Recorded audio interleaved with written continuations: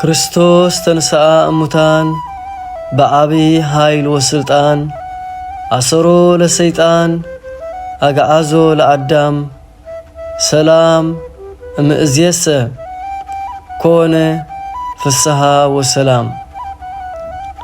በክርስቶስ ክርስቲያን ብወልድ ውሉዳን በመንፈስ ቅዱስ መንፈሳውያን ዝተሰሙኹም ስድራ እግዚአብሔር አምላኽ ከመይ ቀኒኹም አብዘዘለኹም ፍጹም ሰላም ናይ እግዚአብሔር አምላኽ ምሳኹም ክኸውንን ኣብ ኩሉ ህይወትኩምን ሙሉእ ጥዕናን አሳልጦን ንምንየልኩም አሜን። ቅዱስ እግዚአብሔር አምላኽና ብምሕረቱ ጠሚቱ ክሳብዛ ሰዓት እዚኣ ብህይወት ክንጸንሕ ዝፈቀደን ብሰላሙን ዘጽንሐናን ክብርን ምስጋናን ንዕይኹን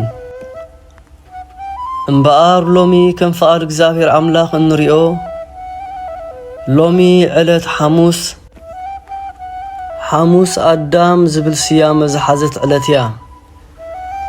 ወንጌል ሉቃስ ምዕራፍ 24 ካብ ፍቕዲ 35 ክሳብ 49 እቲ ብጌጋኡ ዝወደቐን ሞት ዝተፈርዶን ቀዳማይ ሰብ አዳም እዩ።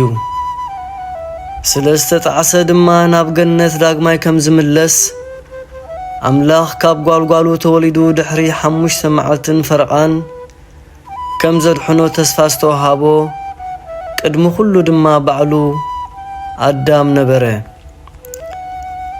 አዳም ተስፍኡ ተፈጺሙሉ ምስ ደቁ ናብቲ ዝቐደመ ክብሩን ስፍርኡ ገነትን ንምእታው መዘከርታ እዛ 5ይቲ መዓልቲ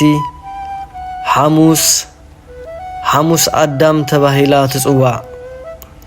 ስብሃት ለእግዚአብሔር ልዑል ወለወላዲቱ ድንግል ወለመስቀሉ ክቡር አሜን።